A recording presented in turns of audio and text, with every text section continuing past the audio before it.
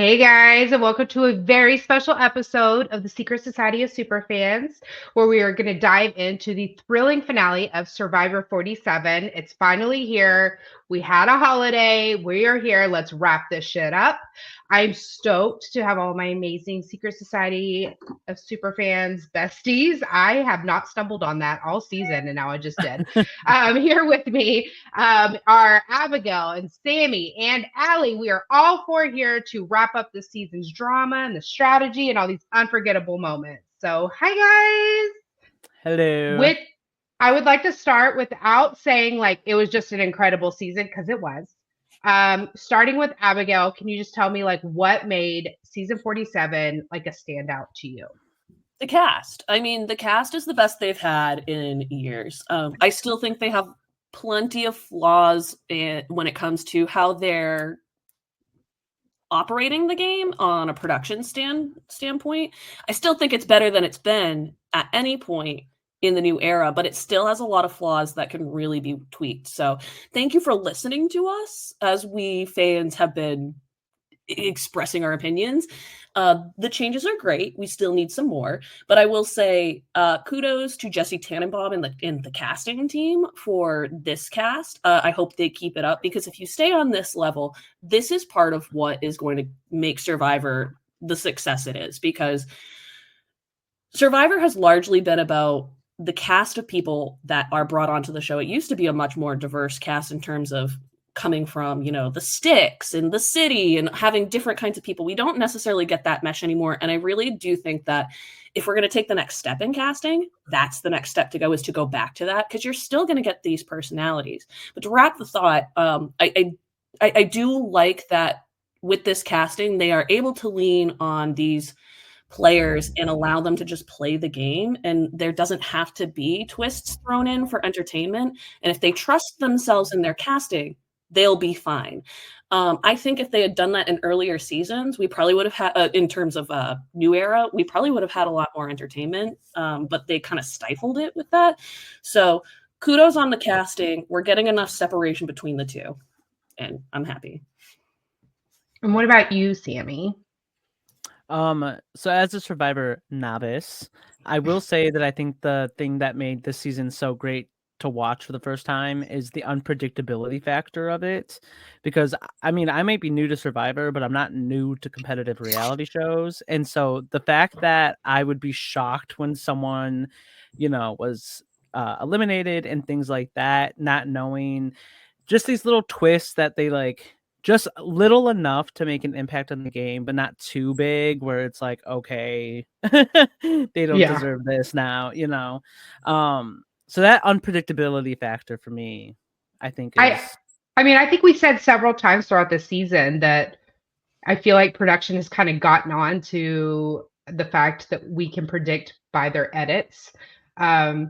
And they were kind of challenging that at times. Yeah, they still had some very similar formulas, but they were definitely challenging our predictabilities, or like our predictions, are the nuances and stuff that we've picked up over the seasons. And so they were like, well, if this happens, or if we edit it this way, they'll think it's this person, and boom, this is where we're really going to shock them. So I did really appreciate that, that unpredictability factor, like you said. A lot of red herrings, but not obvious red herrings, which is nice. But red herrings are really important in reality television. And I think for a while, Survivor got away from that, or their red herrings were not well thought out, or well, I don't know if it's well thought out, but they didn't.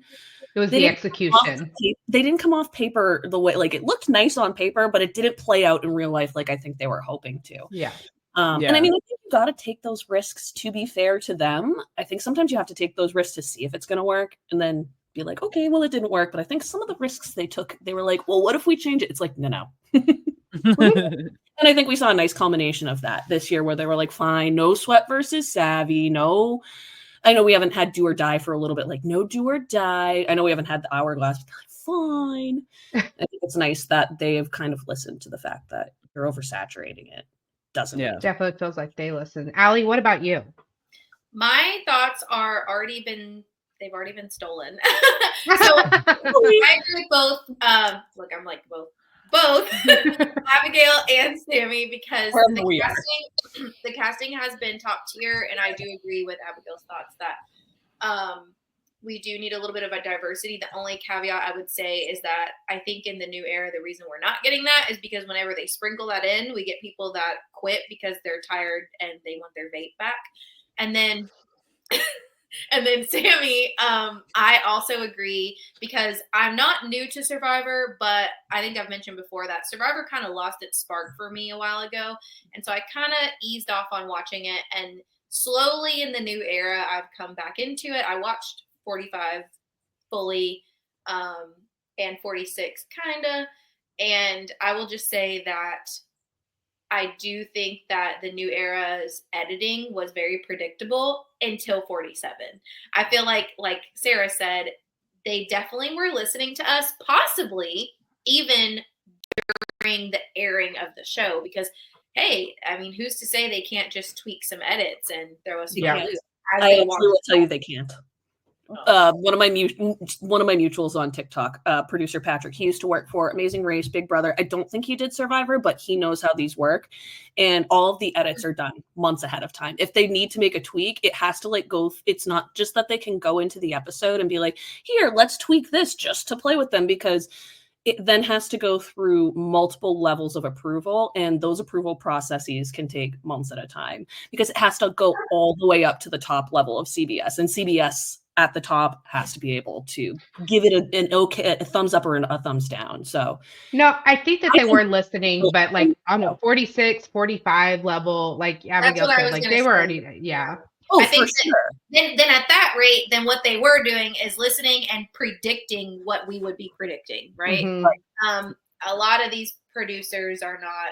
I mean, they're on social media and they know. Maybe they just pulled Survivor Twitter people in to be their focus groups for the pre-screenings of the episodes. I always just wonder if they just look at it and they're just like, big name. We see people talking about this person, whether or not they necessarily agree with this person all the time. But let's just our good friend David Bloomberg out there. Yeah. David Bloomberg puts a lot of thoughts out there, just to kind of criticize, challenge, do all these things for production. And a lot of the things that he has brought up, they have definitely listened to, whether or not they followed what he wanted. I'm not saying they're like, oh, they're definitely listening to Dave, but it's one of those things where I think they're looking at people who, whether they have the blue check mark or not, they know they're really, really big voices in the community, and whether or not they're going to follow exactly what they say, I don't know, but I think it'd be really interesting to see what that process would be like. I mean, if you look and if you follow all the coverage, RHAP, Mike Bloom, David Bloomberg, us, everyone says the same thing. So I mean, it doesn't take NASA level strategist to kind of get on our same wavelength and to watch these episodes or to watch the footage and kind of be in tune with what we're saying. I mean, it doesn't take a whole lot. So yeah, I agree with the casting. I agree with the unpredictability of it. But I wouldn't be me. I wouldn't be Sarah Talks if I didn't give a shout out to the competitions this season. Because if you have followed us for any amount of time, you would know that I scream or just at this point just kind of succumbed to, oh, look, an obstacle course and a puzzle. I think we went 6 episodes without seeing one. 6 episodes. I went back and for my puzzles. Twitter Wrapped. But then when we did get puzzles, Rachel. It was fine. Rachel rocked those puzzles out. She sure shit did. But I was okay with it when we finally got to because it's inevitable. They still have the problems. We've already established that they reuse a lot of these things. However, it was just very rinse and repeat week after week.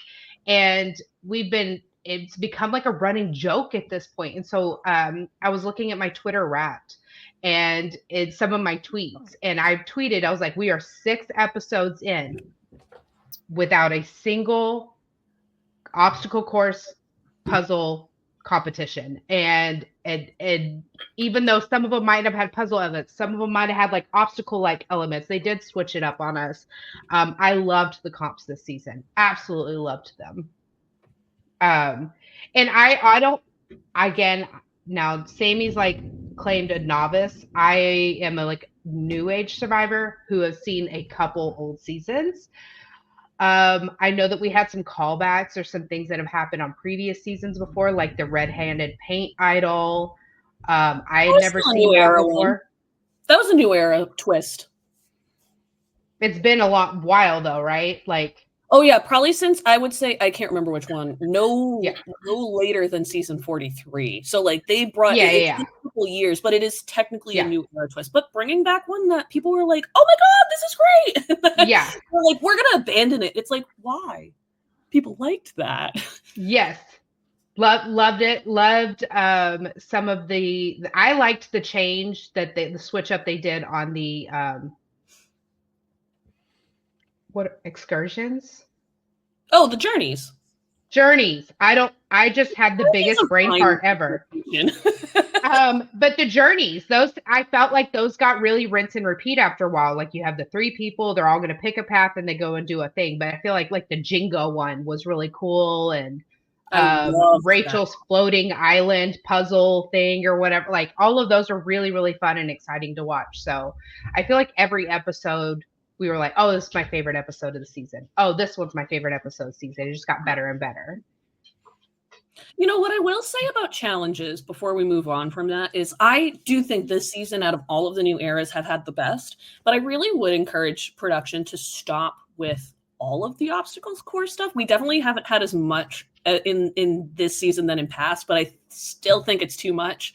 I'm not saying we have to bring back certain ones. Like I'm sure there's a reason why there's a challenge that they used to do where they would hold a bar on their back and people would put sandbags on them until they couldn't hold it anymore. I'm sure there's a reason they might not want to do that for like health concerns or stuff, but I do think that there needs to be more variety in the kinds of challenges we're seeing. Like somebody who's rewatching Survivor from the beginning on TikTok is like, okay, all of these challenges are based off of like things you would have to do in the jungle to survive and all of these things. It just feels like it's like go obstacle course. It's like the whole point of the show is supposed to be, can you survive on the island? And the challenges were supposed to kind of emulate how can you survive on the challenge or survive on the island rather.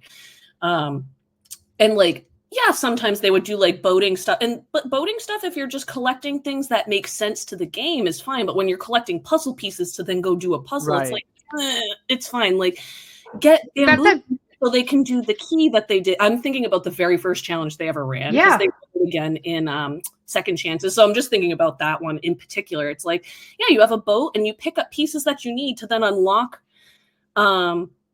a door that because you have to build a thing, but like maybe not necessarily have it be an obstacle course where it's like I'm just jumping through a hoop and this and that. Like if it's an obstacle course, one of my favorites was Fans versus Favorites. I think they did it on, and I think they did it a couple other seasons. But they would shove sticks into like a cube to try and make it really hard for the other tribe to climb through. They'd have like 15 minutes to do this. Yeah. And then after that, the other team would get a chance to, as fast as they can, undo it and then complete the obstacle course that had some themes to where they were living. That's just my request. If we're going to do it, maybe not as much. Like, and I think they have props to work with too. So I think there are creative ways they can use their props to do some more thoughtful obstacle courses. That's all. I think it's a really interesting like talking point too, because as someone who is like more familiar with new era than old, I do remember seeing some of the old seasons where you're right that the competitions were themed around like survival and surviving in the wild. However, if I'm looking and I feel like some sentiments and some things that I've said on this season's episodes particularly are really reflective of somebody who's watching in the new era, new generations coming in and just starting their Survivor journey. I have viewed Survivor and my observation of Survivor as a game as a whole has been nothing to do with actually surviving the elements of an island and surviving the social and competitive aspect of the island, surviving with people. So we were talking about this. We were talking about like the island is an element. You are the part where it comes into play. And I feel like this is in the new era. The part where the island comes into play is, you know, your food source, you're sleeping, you're not comfortable, your lack of sleep, your lack of food, and having all those elements fighting against you while you're trying to stay mentally in a very mental social game. And if I were to describe Survivor now, that is what I, as someone who is newer to the show, would see it as. So somebody who has watched it from the beginning, I could absolutely see like this evolution, and I could see how that would have changed for me, where it was a survival show and then now it's moved into this like mental competition show. So it's just very interesting. It's something I would like to contrast and like look at and see if there was like reasonings for those decisions for that pivot, or it could have been societal. It could have been something that was more societal. There's Bear Grylls, there's Naked and Afraid, there's all these other things out there. What sets Survivor apart could be those other elements that are not survival based. But I do think that one of the things that drew people in was the survival part. And like, I'm losing that as a fan. Like, I don't mind watching a reality show. I love my Survivor. I'm still going to watch it. And I think that that's part of why they moved, because they were like, well, this is a piece of the game that if we move away from, that's why they're staying in Fiji, because it's sunny all the time. The only time they ever had an issue was what season? Oh, it was like around Millennials versus Gen X when they had a random typhoon and they were like, okay, we actually have to move you guys. Sorry about this. We didn't mean to do this to you. Y'all got to get out for a night.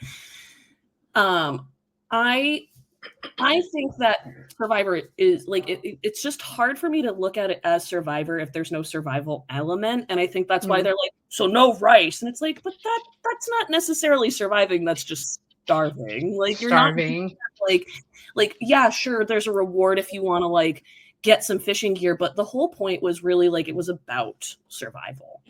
And Allie, what are your thoughts? I agree that because I was an OG Survivor watcher. My family, I think I've said this before, but like on Thanksgiving night, we were like kids go upstairs. We're watching. Well, I was a kid, but you know what I mean. Like we're watching Survivor. Little kids go upstairs and we're watching Survivor. So I agree that the invention of Fiji. I understand the necessity behind it, and I do understand when Jeff Probst has talked about how, you know, there's two caveats. There's two issues. One is that Jeff has talked about how after day, I think he said like 26, 27, the cast was basically so fatigued and hungry and tired that there wasn't much to film anyways. And they were just tired, ready to go. I've heard him say that before. But I think maybe Boston Rob has said this before on a podcast. I can't remember which Survivor alum, and Abigail may correct me if she's seen it. But they talk about how after COVID, when they were forced to film something in a very short period of time and they still produced results, at that point, I don't think it was. I want to say it was something with the On Fire podcast. There's something that's triggering that. It wasn't Jeff, because Jeff wouldn't. You know, he is part of production. You know, but it was something along the lines. Yeah, it was something along the lines of like, "Hey, we proved to you now. Survivor Production has proved to CBS that we can produce this in this amount of time, and the show still be of quality. So like." Why, you know, they're going to make them keep doing it, right? And the only way to keep doing that is to continue having it on the same island. Because here's the thing. When you put them on a marooned island, I don't consider Fiji a marooned island anymore, but if you put them on a marooned island, then they have to spend more time building camp. They have to spend more time just setting up camp, essentially. And they don't really have to spend a lot of time because a lot of like the walkways are already paved for them. A lot of like, in the early seasons, they were having to like take the machete and like move shit just to walk through, you know, to get to the wherever they need to go. I mean, I don't know. It just, like Abigail said, the survival aspect has gone like this. And I don't know that it's because of like what Sarah was saying with Naked and Afraid and stuff like that. I think it's just like, I think it's finances. It's financial, and I think it's like what I heard Jeff saying. It does make sense to me that, okay, it doesn't make sense to be here because there's two aspects, right? Like they're there for extra days. So it doesn't make sense to be there extra days if nobody's doing anything, if everyone's just sitting around and is too tired. But then, like, I don't know if you guys saw Kyle's recent post on Instagram, but he was like, posting him standing on the scale at Ponderosa. And he's like, I still, with all of these reward challenges, I still managed to lose 13 pounds. So I'm not saying they're not struggling and they're not starving, but I do feel like that's all they're doing is starving. And honestly, like one thing that I've been saying for a long time is I like to drink. Don't get me wrong. I like me a glass of wine. I like me beer. I don't know that I really want to fill up on beer when I haven't eaten in a week. Like, fill me up on fresh water that I don't have to boil and a cheeseburger. Like, she's like, get me a Smart Water and a Big Mac, please. Thank you. So I was just seeing, Torch of the North, great, absolute great TikTok page for Survivor, all things Survivor. I can't remember which one posted. One of them posted a clip from the original Exile Island, Cerie's first season. And that actually your comment, Ellie, just made me think about that. They used to be able to take things back from reward. They used to be like, we didn't finish this on reward. We can take this back. And it's not all the time. There would be rules, like if they could tell them, but they would be like, yeah. So like they would bring wine back. And they would hold on to wine. And so they had like a Charmin outhouse that they won. And this was the clip that they just posted. And so somebody was so pissed off with their tribe that they not only slept in the outhouse, they took the bottle of wine, drank it all, and got drunk and slept in there. And then the next morning they were like, yeah, I got drunk and slept in the Charmin house. What's up with that? And they were like, you drank our wine? We weren't going to just chug it, but you drank our wine? And like, I think it's really interesting how much rewards have changed, because rewards are literally like, you go do a reward right now, and it's just, you're done in an hour, 2, 3 probably max, unless you're staying overnight at the sanctuary. I think that's a really interesting element change. Just because you brought up Cirie, that brings up another thought for me is in watching the BB25 live feeds, how many times did we hear her talk about how she hated Big Brother because Survivor was so much easier? And that to me, and I'm not knocking Big Brother because that is much, but it is more mentally demanding on Big Brother, more physically demanding on Survivor. But even with the physical demands, she would rather be on Survivor because it's shorter, and because it was easier in her view. And so I think that's telling. Honestly, I think Survivor's more watchable now that they're not trying to survive. I think Really? Yeah, because here's my thing. I can see it from yours. I think that there should be competitive reality and then Survivor shows. The mix of both does not do it for me, because then I feel like I'm just watching 58 minutes of people starving, not being happy, not like enjoying their experience, 2 minutes of gameplay and then done. Whereas when I'm watching competitive reality, I want that. Even in earlier Big Brother seasons, where they like really starved them out a lot more than they do now, where they had to like compete for food and stuff. Like even then, if you go back and I just did a full rewatch, like half the episodes are about it.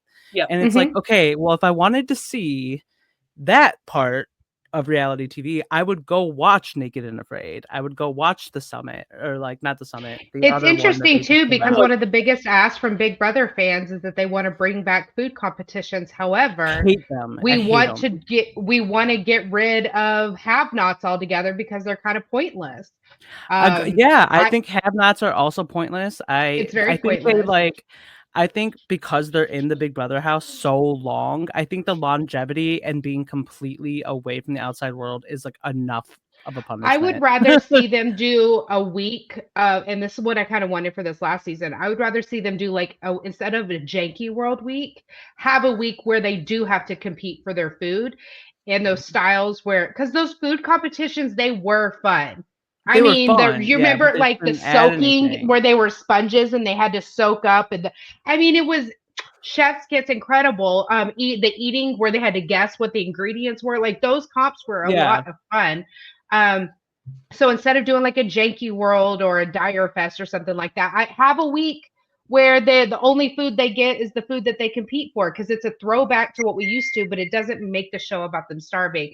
And this is actually really, really interesting. I have a thought. I'm going to read it because I don't normally read, but I wrote this out because it was just like kind of where my mindset was on Rachel as a winner to bring it back to Survivor, but it kind of sums up like all of our thoughts really perfectly. I said it's hard to. Well, Rachel played an outstanding game, is truly a deserving winner. But what I love most about Survivor is that, like, unlike other strategy shows where success is measured by how much control a player exerts over the game and decision making or competition wins, Survivor requires a different approach. There's no time for slowly building deep relationships. Players must work on their connections while remaining adaptable. You have to win challenges, but also be flexible in your strategy. And it's a continuous balancing act of pivoting to staying out of that target spotlight. And so I feel like none of those elements are really about the food, the rice, the starving, them being uncomfortable, the making of fire, and any of those things. I feel like those elements can make it more difficult. We've seen time and time again where the elements of the island have mental and physical effects on players. However, it's not a plot line. It's not like the main plot line. But what I do appreciate about Survivor is because it is filmed so quickly, your game is all about pivoting. And I feel like that's also where Andy's game is being the most underestimated. He came out with, he had a real, like, a false start, if you will. But if you, cheap. yeah, but once he leveled out and that imposter syndrome, he was able to combat it and he was able to kind of like get it back in check. If you watch Andy is like the epitome of a perfect pivot game. And I feel like it's really not talked about enough. I feel like it's underestimated. I feel like Andy's game was just on a steady incline throughout the entire season. And it was just really looking back and being reflective of the whole season 47 as a whole. I feel like Andy's game was probably my favorite character arc, my favorite trajectory to watch out of all the players. So much same personally. I agree. Apparently, I have the worst takes in Survivor history. No. That's why we can Survivor now. No, we just have someone in the comment section was just vehement, like my takes on Andy were absolutely wrong. And then somebody else said like they agreed with me. So I don't know. Andy is a very polarizing opinion. So it was like the Angela of Survivor. The polarizing part is that I don't know if it was as strong as Angela from Survivor, but it was strong. Well, we just had more content with Angela, obviously, because it's so much longer. I think part of what it was is that so Andy started out with this very like woe is me is not right, but like he had a really, really rough start where he was just like, oh my God, very insecure, where it was like we saw a very vulnerable. It was imposter syndrome. And all of a sudden, like there was a shift as soon as he pulled off his first blindside against Annika. And I think what people didn't like is that he got in his head. And I think or not in his head, like he got like nervous, like he got cocky and he was just like, oh, I can run shit now. And I think always do valid criticism of anybody who gets into that position. And I think that's a valid criticism of Andy. I just think what I get frustrated at is people just look at that cockiness and they're like, therefore he doesn't deserve XYZ for these moves he's made. And it's like, you can, so then are we not, so you don't like Tony, you don't like Boston Rob, you don't like half of the cocky players that have played this game because they were outwardly cocky when they started the game, because Andy has gone through, I identify with Andy personally because I understand being the person who was left out, who was never understood in life, wanting to go on this show. I think that's partially Richard Hatch. But literally, it's like, but Richard Hatch has been on House of Villains, and he even said it. Like, he said it in the documentary too. They did a documentary, Dark Side of Reality Television, covering season 1. And if you watch that, he said time and time again, he hit the nail on the head. In order to win these games, you have to, you are winning for you. We see it year after year in Big Brother. I'm screaming into my microphone every podcast episode because people just like Andy Herons, they're villainized. Fine, make them a villain, but don't discredit their gameplay, because at the end of the day, you are playing for your bag. You are playing for your bag and no one else. I don't think less of Andy for flipping every week. No. I think more of villainize and go after and drag in the comments the snake moves and being a backstabber or a flip flopper. And they say all these things like it's a bad thing or a negative thing. I'm like, y'all want to know why my ass would never go on these shows? Because not you would drag me, and because you couldn't get to me in the moment, you would like go after my family. Because you're not going to like the moves I make, because the moves I make are going to be 1,000% selfish because they have to be. And Andy flipped when he needed to flip. And I think so that was the point. Gabe, when Gabe was doing his word association and during his postseason press or his post-elimination press, the word he used for Andy was genius.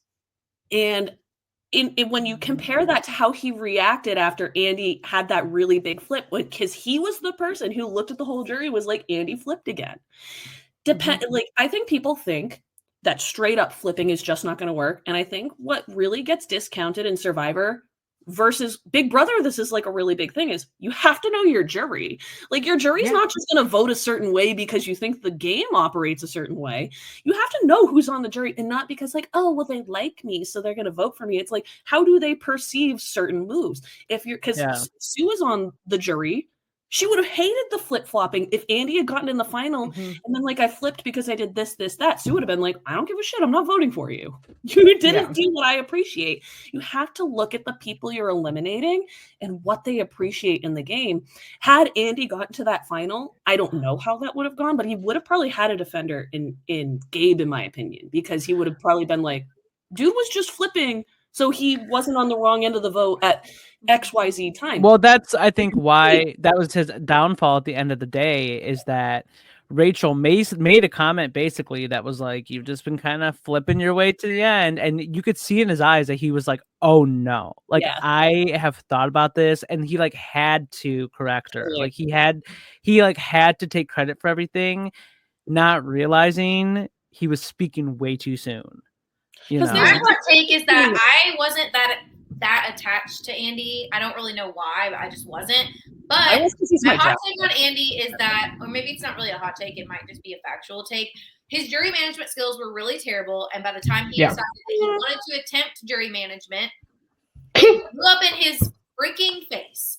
I mean, that's just what happened, and I'm sorry. Like, he was like, oh shoot, I think, and it might have been the tribal council that you were referring to, where what's his face was like, oh, Dave. I think that was a half and half. Like, people were pissed after that, and people loved it, and I don't know where. Andy heard that, saw that, whatever, and was like, I need to consider my jury management, and that's obviously what he tried to do, and that was his downfall, because I really don't think that the vote was going to necessarily be him until he attempted what he attempted. But that's just my opinion, and that's not really the finale, so I'm talking about that. Yeah, let's talk finale though, because I really want to talk about the competition. Yeah, great segue. So let's talk about this comp. So when they go into having this immunity comp, we get the classic obstacle course puzzle. However, it is almost mirror identical to the finale comp we saw in season 46. Immediately when I saw it, I clocked, oh my God, they could Dr. Maria her. And I got really worried for Rachel there for a minute. Now, if you don't know, as they were filming this competition, they had not seen the finale of season 46. If you need a refresher, in season 46, it was almost this exact same competition.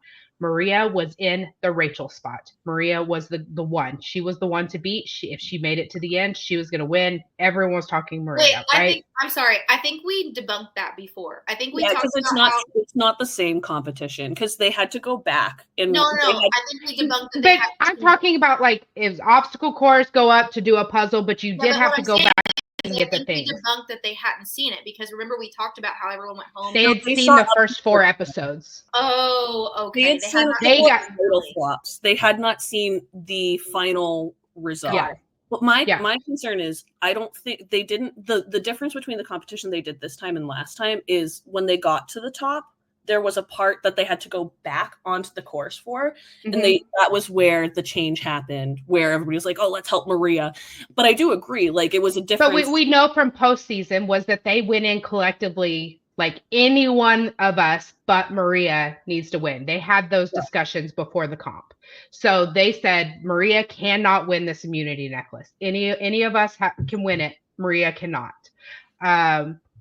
if we have any shot, if any of us have any shot of winning. So they had that discussion going into it. 47 had not seen this, did not know about any of this. However, it was very interesting to me to see the parallels between the Maria spot and the Rachel spot. My question to you is, with Teenie, Sue, and Sam, had they had seen that, do you think that they would have adapted the strategy, or would No. Sue put a stop to it? Challenge was not the same. Challenge did not offer them that opportunity to. Had they had the opportunity to run back on the course and help, totally think it would have, because that chance was that Liz made that decision in the moment. Liz didn't operate from last season where she was I'm saying, let me clarify, because they could have. If Sam and Rachel were neck and neck and almost beating each other, and they had this plan in place, there's nothing stopping Teenie and Sue from going to help Sam. How do you help someone on a puzzle? A puzzle's kind of like, it's difficult versus when you're actually turning a key and you have an answer to like, it's because I can't remember exactly how it was, but it was like a word or a number answer that they had to put down last year. And so it was easier as a group effort to be able to work on that, because they could go back onto the course, find the answer, and come back with it, versus this was just a puzzle where they gave them the personal agency that this is your game and this is your own opportunity to win. I think they actually did this intentionally, so they avoided something that happened with Maria last season, because they didn't like what happened, and they were like, ugh. It's not, I don't think they're discouraging helping. I think it's just when it comes to that final part that the person has to solve on their own, they're like, do you think production would prevent the Maria thing from happening? 100%. They saw that and they were like, shit. I also think Jeff doesn't particularly love, for whatever reason, I don't think he loves whenever they cheat. I don't consider it cheating. He considers it. I'm with you. But I don't think he loves it because of the comment he made. I was like, ooh, he didn't like that. But you know what? Just side note, just throw this out there. Literally, this is why Boston Rob ended up losing Deal or No Deal Island, because he forgot that it wasn't Survivor, and then he couldn't cheat. I mean, it's a part of Survivor. It is. Fake idols and all those things, it's a very different game. And I, just to piggyback on what you were saying about the competition, I do think that no matter what, they knew that Sue was going to finale. They knew that Sue wasn't going to fire. I mean, all three of them knew Sue's not going to fire. Sue's going to finale. I really feel that in my bones, that was, whether they said it or not, they were taking Sue. You know what I mean? I don't know. I think Sam would have taken Teenie, because, like, honestly, and like, no hate to Teenie, but I think Sue was a much bigger player than Teenie. Like, significantly so. I think they were like this. I mean, I really do. I don't. I'm sorry. I'm like, I love Teenie as a person, but as a player, I mean, I honestly don't think Teenie really played this game. Competition wise, I think Sue was better than Teenie. But and socially. They edited them. Teenie continuously got blindsided by their own alliances, like the entire game. Sue played a loyalty game, and those who were loyal to Sue were loyal to her. Gabe and Caroline were until they weren't. Yeah, well, but at that point they were leaving. It's something about Teenie that I will just say, because that was my winner pick, so I'm going to defend them. I do think that Teenie never was able to get their footing. I really felt like, and it might have been the Charlie Brown edit, but I really felt like Teenie could never get their footing, no matter what. Well, I think they had a really bad read on people and like the game itself, because like I really enjoyed watching them this season, but it didn't seem like they had a strategic mentality compared to everyone else. And so it felt like, I mean, to the point where I feel like people just kept them out of the votes because their opinion just didn't matter a lot to like their own alliances. So I think Sue was a much bigger threat. I do think that the relationship. Wait, hold on. Abigail, what were you trying to say? Because your mic was cutting out.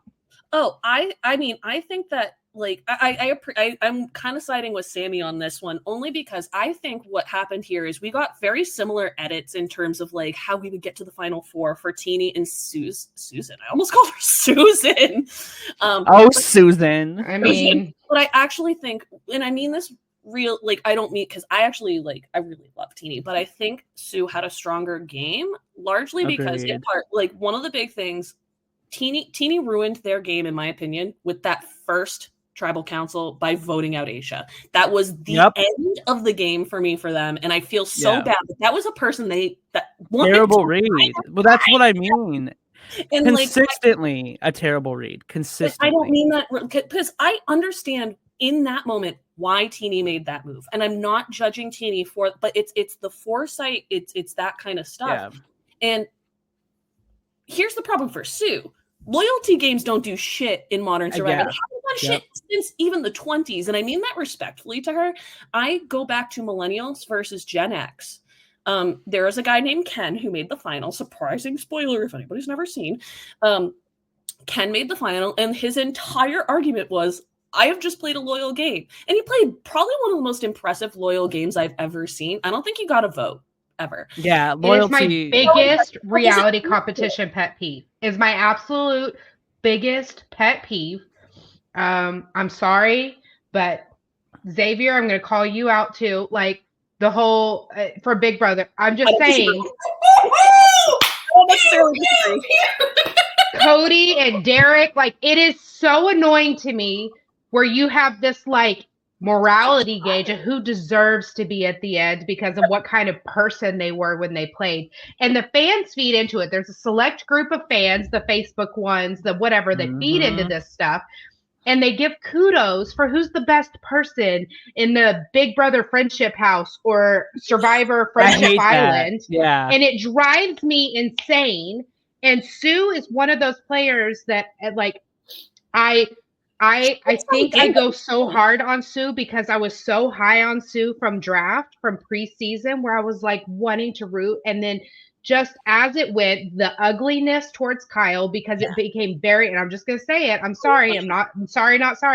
It became very apparent once Kyle was out that it had nothing to do with Kyle calling her Tweedledee and Tweedledum and everything to do with he had a better sob story than her and he was getting more camera time than her. She's vain. She like the dirt on her face to cover her wrinkles and the 45-year-old of it all. Like all these context clues are here to show me that Sue was there, that she wanted to look like a good person, play a loyal game, be a Survivor hero, and get as much camera time as possible. And Kyle was getting in the way of that. And so, like, I'm out. Like, I saw through all of it. On her face, though, she was clean. At the finale, she cleaned her face. I was like, okay. That's so funny. And also, if you guys... My chest is so tight because I'm so passionate about that. Like, it's one thing... Be a villain. If you're going to be a villain, be a villain. But the worst villains are the ones that pose as heroes. Oh, see, Sarah, I feel that way about Kyle. Woo! I see Kyle on social media enough. No, dude. Kyle personally. I think everything you said was more Kyle than Sue.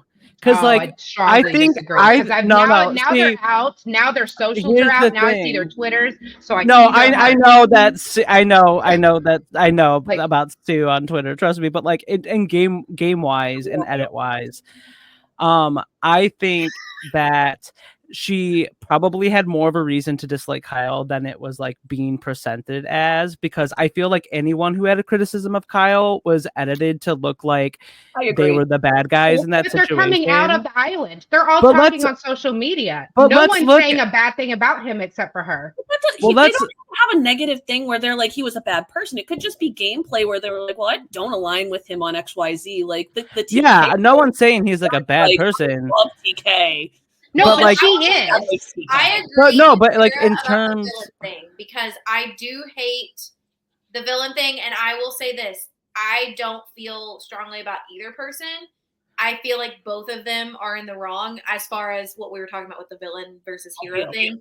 I think both of them are trying to present themselves as, "Hey, I'm a hero. I have a great story," and both of them made a few villainous moves, except I do think that Kyle made less of them, only because Sue talked a lot of crap. Well, I feel like Kyle played less game than Sue, because here's the thing, that like morality goes, Kyle, as far as I've said this all season and I stand by it, Kyle was there to survive on an island, and he wanted to play the Survivor competitions. He was not a fantastic Survivor player by any means. Well, I'm saying I feel like he got as far as he did because of how authentic he is, but that authenticity I don't think he was authentic, honestly. But I feel like that authenticity was not strategic.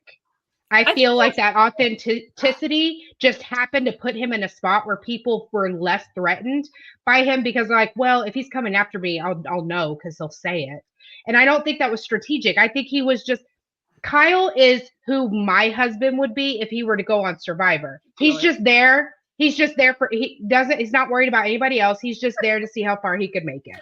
Yeah, but I was referring to Mr. Talks. I stand by it 1,000%. Like I know I've been with my husband 18 years and I look at Kyle and I see the similarities in their personality, their authenticity, who they're just unapologetically you get what you get and you see what you see is what you get. And that's what I've recognized that in Kyle from the beginning. He's not a great Survivor player by any means. Well, I was speaking I think he's authentic. I was talking specifically about what you said about how like the morality game, because I kind of feel like if Kyle had made it to the finale, he would have just been like, I was loyal and honest. And like, that's what I mean by saying that, like, everything you said, I felt like was more about Kyle than Sue, because the only game he had to work on was that he wins a lot of competitions and that he's like friendly. No, what I was saying, so the point I was trying to make was Sue is pretending to be this high ground, moral and honest and loyal person. Meanwhile, she was just ugly, like ugly on the inside and ugly about people. And it came off like at the end of the day, there was enough quotes that slipped out to make it very clear that she just wanted more camera time. And Kyle was getting in the way of that. I feel like Kyle was authentically just being himself. Not a great Survivor player in that, not very strategic, not very involved in the decisions, great at the competitions. But when I'm comparing the two, like he was himself. I don't think there was anything authentic about who she was in that, like, or who she was trying to portray herself to be. And I saw through it and it annoyed the crap out of me. Actually, I won't say annoyed. It hurt my heart because I came in so high on her. Yeah. And I just saw like disappointed. Yeah. It was very disappointing. And so that's kind of where I'm at, where like Kyle is just a pure soul, golden retriever energy. And I disagree slightly. In different ways than we usually talk about black cats and golden retrievers. You know, I'll reserve more of my weirdness about Kyle when we talk about the tribal, because I think this is where I was kind of like, Kyle, that's fucking weird. Can we talk about the comp? Can we get into tribal? Yeah, let's get into tribal, because I have a lot to say about tribal. Rachel ends up winning immunity. She tells them right off the bat she does not hold back. They're washing off in the ocean. She's like, yeah, I'm taking Sue. You two are going to fire. So I loved that. I loved that they didn't play the like, who's gonna go with her. I like that too. They made it. So I love though the edit did not. We should have just had. She says that we see like 30 seconds to 90 seconds at most of them practicing. I get they were filling time, but I think we probably could have gotten more out of the reunion. And if Jeff doesn't know how, this might come off a little harsh, but if Jeff doesn't know how to ask more questions, then maybe we shouldn't be doing the reunion right after, because I think Jeff has to ask when we wait a long time and let people view the finale and then or view the whole season. I don't think Jeff has any problems finding something to say at any point in time. No, he doesn't. And Abigail, I will just say this. I'm the worst. Abigail, I will just say this. I do think that I agree with you on my point is, let's just either like not really have much of it at all or have it later on, like a Love is Blind situation, right? Like we got to see everything happen and then a week later finale. I just think they wasted time on the edit if we're talking. I honestly stopped watching. Like I don't feel like I was paying attention to the questions anymore. I was like, oh, I know who wins. I was excited, and then my excitement is just up here. I think it would be, to your point, a lot better to see that and then wait till the following week and have a reunion episode. I didn't even watch she was crowned winner, and I was like, you know what? I'll go back and watch this later. Yeah, I wasn't excited about the questions. Were bad from a journalistic perspective, and I'm not trying to throw Jeff under a bus, but like he kind of needs to learn how to ask some better questions. He actually used to ask really good questions during the live finales because there was more to ask about, but a lot of it is just rehashing stuff. It's like, why are you asking something we already know? Because he'll ask somebody about their opinion on something. I'm like, they literally just voted. I think you know how they feel. And I get like they're like looking for a little more nuance, but it's like, but we kind of heard that during Final Tribal. Unless you're asking them to expand on something, you're just rehashing stuff that there's no Just point happened. and it feels So- like if you're gonna do the reunion right after the show, he needs to have questions that are gonna build off of what happened, not just be like, "Tell me how you feel." Because I am actually as a journalist, that's my favorite question and my least favorite question at the same time. You can ask, "How do you feel?" and rephrase it to get more answers versus just being like, "How do you feel about winning Survivor?" or "How do you feel about getting one vote?" or "How do you feel about vote?" Like, So what we need Jeff Probst to go on Hot Ones he needs to take a journalism class. That's what he needs to do. and Hot. Wait, you because- mentioned something about the fire. You said that. Yeah, so I want to go back in before we get to Abigail reunion. said Let's something about the scene. We only got about 90 seconds of them testing Yeah. Yes. the fire. but I want to talk actually about enjoyed that. I enjoyed watching them because it was a pivoting moment, I thought, where Sam was really not doing well, and then we see him Mhm. start striking up his fire. And I actually liked that edit a little bit. I don't mind it, I- but I think it didn't need more than 90 seconds. I don't think they were like, he was like opining about his life and his game and his lala. And I was like, okay, we can hear if we want to hear that. But let's that's all see relevant though. That's all relevant to wrap up like his story. And I feel thought like I don't have a problem with any part of that.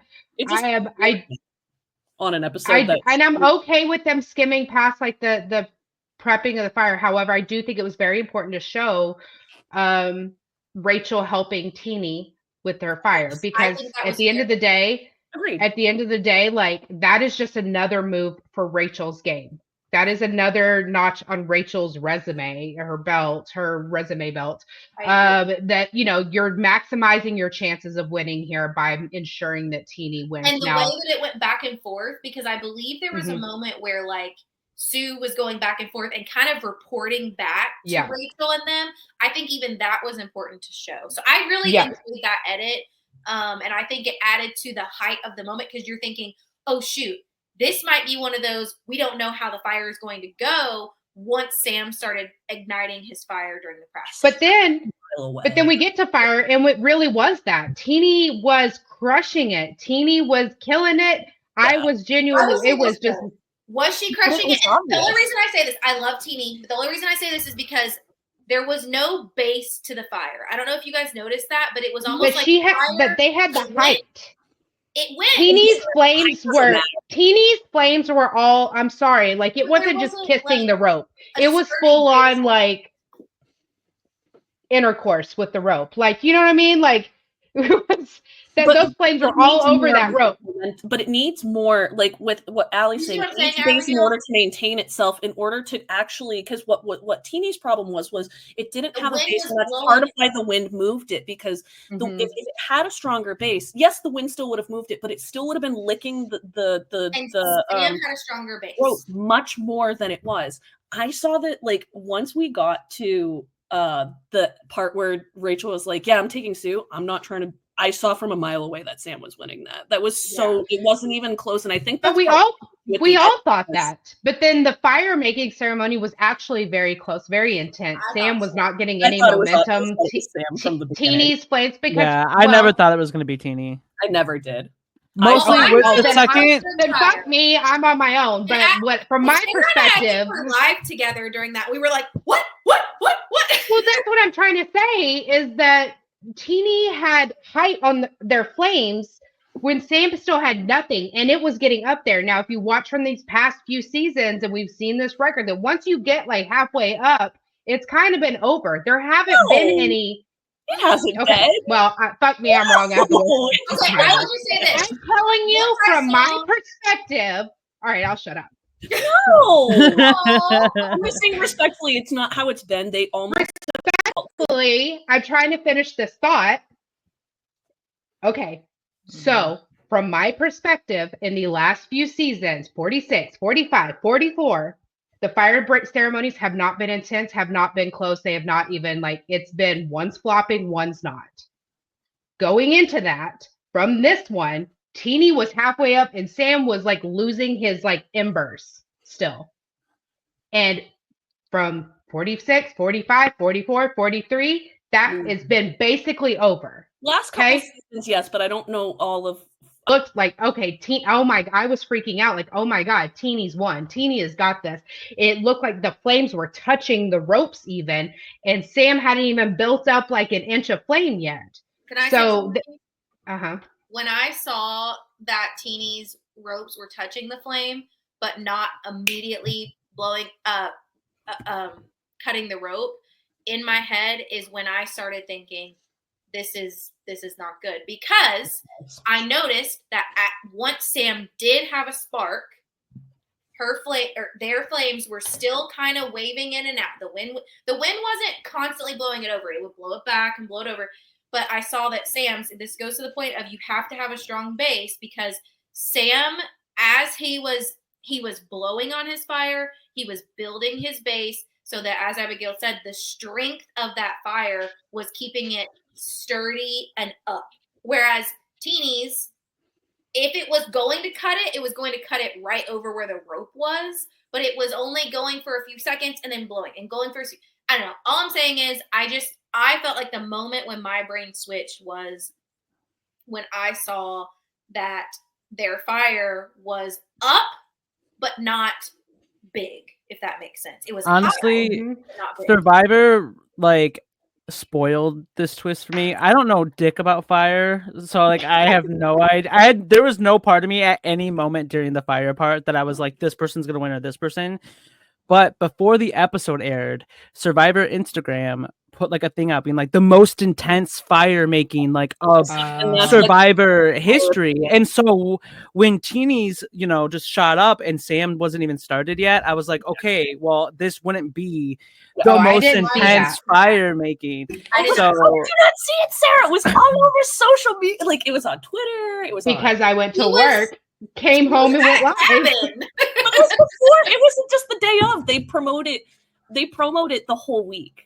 They were literally like, it was like the day after, and they were like, oh, and feel bad I missed it. Everybody was like, who's gonna make fire? Like, that was the big debate, was who was gonna make fire, who was gonna have this big moment. And as soon as I saw that Teeny and Sam were gonna have it, I was like, there's no way Teeny wins this if that's gonna be the reaction, because Teeny was such the big story of an incredible story, and it just felt like that reaction wasn't going to be for, wow, the person that we really loved and we were really like rooting for that big, like really sweet story is going to win. It's almost like, as soon as I saw Sam's fire go boom and he had a little bit, I was like, there we go, that's the end. Well, I know we probably have to start concluding soon. I just want to get this out there before we start concluding that when we did our draft picks for these people, I know we're going to talk about that probably before we close. And I said Teeny will either make it to the end. You did. And win, or make it very close to the end. And I'm just saying that was right. You crushed that. Similarly, I said Rachel was going to win the whole thing. I remember the moment. I also said that John was either going out first or last too, and that happened. Yeah. Okay, but everyone thought that. I remember looking at that when you picked her, Sammy, and I remember being like, that wasn't somebody who was high on my list, but shit, that's a really good pick. And I think I remember telling you that's a really good pick, and in my mind I was spiraling, and I was like, oh, that. Look, people from Michigan kill these competitive reality games, all right? The second I saw that she lived 15 minutes away from me, I was like, Michigan. We got Dan Giesling, Taylor Hale, Nicole Franzel. I love your Michigan pride in the same way that I have my Kentucky pride, because we have awful people from Kentucky. Hey, we have some 90 Day Fiance people. We have some, but they're all just a little cocky. You got Nick Wilson. I'll stop. We also have Kristen Doty, who went to my high school. Okay. We shall cap that thing. Yes. Can I? So when we're talking about tribal, and Sam wins fire, and it's basically between him and Rachel. We can pretend that Sue had a chance, but they didn't even really ask her a question. No, we can admit I'm the only one that got excited and thought it was close. It's fine. That's all I was trying to say. Oh, you're Can I say something a little controversial? I think I don't think so. It's not just me.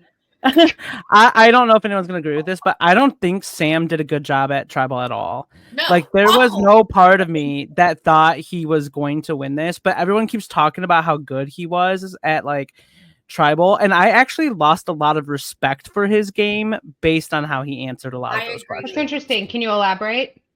And give Well, specific? specifically, I feel like he tried to take credit for Operation Italy, which the jury has to know by now since Andy was already like out But it's that also was Andy. Andy's brainchild, you know? Yeah, Or but at least Sam, Andy. I'm sorry. No. The- We're not gonna take points away from Sam for trying to take credit Operation Italy when he laid the groundwork strategically in order for him to swoop in and take that credit. We saw in the previous episode. Now it's also Andy, and Andy played Andy's game, and he's on the jury. Yeah, but like, I'm sorry, that's his it's problem. completely ignoring the other two people. Like Sam tried to portray himself as this guy who was like always on the bottom and yet always on the right side of the vote. Yeah. He tried to portray himself as this like constantly crawling out of this hole that I only think existed for really like maybe a few days. Yeah. And then he tried to kind of take Operation Italy as being like, and that was my triumphant return from the dead. And it's like there were two other people with you. You had the idea to bring Andy in, which was smart, and I'll give you that. Like using your reward was so strategic. You did not come up with the fake idol plan. I would have taken points away from Sam had he not tried to put Operation Italy on his resume. I just think if he hadn't tried to make that of course he should mention of course I'm not yeah saying he shouldn't mention no it, he shouldn't. He's in the finale. Genevieve and Andy are not. He should have put that on his resume as his move. But it wasn't his move though. But he don't have to worry about it because in his head, like Genevieve and Andy want him to get the credit. You know what I mean? Like they're not going to vote against him. Yes, they will. If he takes the full credit for it, and he's like, "This was my move, and it wasn't really theirs," they're going to be like, "Whoa, like, but I played this, and I think that goes back to knowing the jurors. I think Sam has always been. I think his biggest thing that he did in this game was align himself with people who were slightly more strategic than him to make those moves for him in a sense. Like I don't think Sam which is, and I don't like that he tried to do this like underdog thing. I understand why, but when you're sitting next to Rachel who they physically could not get out, like there's a huge difference between targeting someone over and over again that you can't get out versus Sam, who was like targeted a couple times, but then somebody else was a bigger target. And then this, you know, this wasn't some like underdog thing that he was like trying to portray. And I don't like that he reduced Rachel's game to like a comp beast game. And I was like, bro, just because you can't win competitions doesn't mean Rachel had a comeback for every single thing. Yes, I agree with you, Sammy, because every single thing that Sam said, Rachel was right there combating it. And so that's why I do agree with Sammy in that it wasn't a good idea to pin that all on himself because, one, the jury's at Ponderosa talking. And two, like Abigail said, if they're annoyed with you that you're taking credit for something that they did and not really even, I mean, from my recollection, he didn't even really mention the others. Nope. Well, and to Sarah's point, like he absolutely has to mention that move. It's the biggest move of the season. I think he could have done it better way, yes. In a way that could have appeased the jury, stayed honest, and didn't try to like. I feel like he got this image of himself that he was like really heavily trying to portray, and it's like, bro, I think that's not. What do you think, Sarah? Because it's been a sec. I think that's the reason he only got Kyle's vote. I really do think he might have gotten Operation Italy's votes in the event that he would have pinned his the way he presented Operation Italy better. Yeah, I really do think that a bitter jury was part of that one piece. Agreed. Those votes, those two votes. Yeah. Sarah, you've been sitting. What are you thinking? She's been marinating. I've just been waiting for a breath to be taken. Jesus Christ! No, I'm just kidding. Okay, we're the worst. We're the worst. Oh, we're all talking to the point where we just want to talk till we're out of breath. So we're so passionate about Survivor. I love it. No, I kind of I would say I'm like in an 80% agreement. Here's the thing. I feel like Sam didn't do terrible at jury. I just feel Rachel did better. I I would. Yeah, feel for sure. like Sam said the things he needed to say. I don't care what you do in your resume. If you're going to take that approach that this is my story I'm trying to sell to the jury, I'm going to give you these receipts. Like the factuality of the receipts is not as important to me as you selling it to me as fact. Because at the end of the day, if I'm in jury, I'm taking am I taking Andy's word? Am I taking your word? And it does it really matter at this point because you're there and he's here. So it's also knowing the jurors. I feel like Sam's resume and his arguments were solid. I don't care if he tries to diminish Rachel's game. That is part of you're trying to sell yourself as the winner. Again, this goes back to be that selfish player, be that selfish winner, get your bag. So I have no problem with anything Sam said. He just could have done it better. Rachel did better, and Rachel combated his arguments more than he combated hers. For sure. And so he didn't rebuttal on her stuff as well as he could have. Yeah, but she was there with receipts and rebuttals for everything he said, and which made it like his was not bad. Hers was just better. Yes. Hers was Like good. it almost felt like he would be like, I have this point. And it'd be like one of the strongest points. And I'd be looking at Rachel being like, Rachel, how, and knowing Rachel had a response, but it's how are you going to? And she managed it so well because she very rarely got flustered. And I think that also played into it where she was so like confident in how she felt, where she was like, cool, Sam, good move. My move, XYZ. Here you go, jury. And like, I think it was just like, it's a combination of things. I also think Sam felt a little flustered and a little like his words didn't necessarily always come off as defensive, but his approach kind of did in some ways where it was like, well, this happened, but I made sure this. And it's like, cool. And it's good to be defensive if you think there's something I want to talk about with this jury segment though, and it's kind of a flaw I see in the game, and I don't know how it was previously. I feel like we either need to have mandatory questions for all three finalists. I hate this format. I'm with you. Or you need to get rid of the third one because it's honestly insulting and embarrassing. And as many problems as I have with Sue, that bothered me. It bothered me last season, bothered me the season before that there's always that third person that the jury's not even acknowledging. Yeah, they don't need them. And also, fire making would be more interesting with 3 people than 2. I just feel like the third spot is just like you want a front row seat to see who wins. Yeah, agreed. So I have 2 thoughts on that. First, that this is a reason, and Teg brought this up. Shout out Survivor Teg. So I'm not taking this thought; they had it first. But 100%, we have seen throughout New Era. We should stop with Final 3. Final 3 does not have a purpose if we are going to constantly have a no vote finalist. I'm sorry. What's the point? Especially if we're going to go into questioning. That person's not going to get a ton of respect from the jury, whether you think they deserve to be asked questions or not. That's neither here nor there. It's why are we going to drag somebody to the final tribal council? I get because, it's so easy to win against them. But at the end of the day, for us viewers, it means absolutely nothing to us. It's really just kind of a pointless part of it. And to Sammy's point, wouldn't a final fire be really interesting if you had one person who won immunity and you're forcing the other 2 to just go battle it out? We've had some really good final 2s in Survivor history. It's not that Survivor's never had a final 2. We've had plenty of I love that format. I have someone wins immunity and then the other 2 duke it out over fire. And also, well, if you're going to have potential for a tie vote, and I don't like that. Like, for example, I'm just going to throw this out there: House of Villains. Like, we don't. Now, I love that finale. Don't get me wrong. I hate it.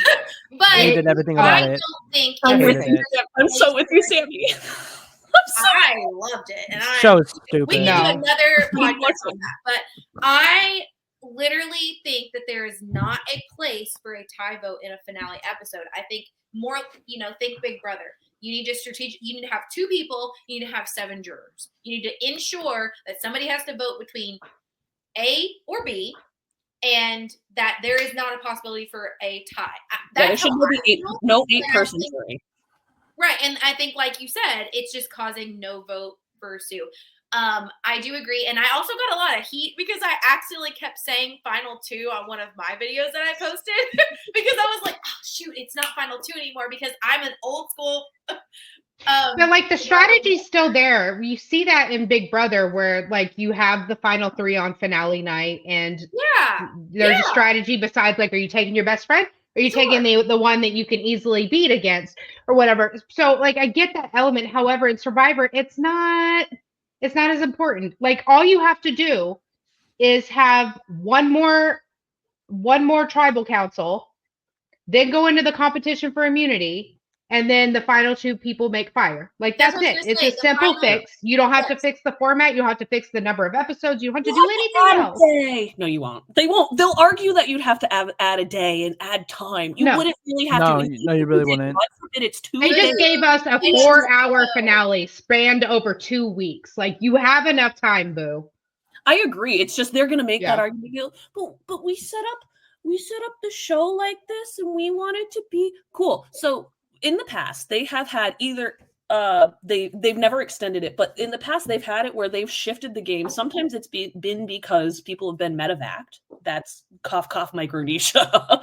but they have shifted the game in game to either accommodate a final 2 or not have a final 2. I'm specifically saying accommodating a final 2 because in Micronesia there were so many people medevaced that their game got thrown off and they hit the final 3 on day 38 and not day 39, or either day 37 and not day 38. Whatever day they were supposed to hit the final 3, they hit it a day early and they were like, ooh, how are we going to do this? So they were like, surprise, we're going to eliminate somebody. And people were frustrated by it because that's how Suri went out. When she rightfully deserved to win that season. Thank My you. opinion. Thank you, my Abigail. opinion. Thank you. My opinion. That's just my opinion. But there are ways they can change the game if they really truly want to. And Deserve to win multiple seasons, but that's just my opinion. Okay, moving back. oh, I won't ever forgive Advantage Mageddon. Mm-mm. But you know what? To kind Yes. of move this along, we all have a lot of differing opinions on Survivor and a lot of other things, but I can say one thing I think we all agree on is that Survivor 40 Several was absolutely Best of a really good season. Yes, And it was. and whether we liked what happened or we didn't like what happened, as far as the entertainment value, we were all really engaged. And I think that that's Totally. what honestly matters here. That's what Survivor, that's the most important part. We shouldn't have to agree. It's not a point of like No, everybody I should don't just wanna feel agree. the same Actually, way. I don't want to agree with you guys. I have fun bickering sometimes. Like, Yeah. what do you mean? The pure outrage on our faces when one of Oh us my says God. something.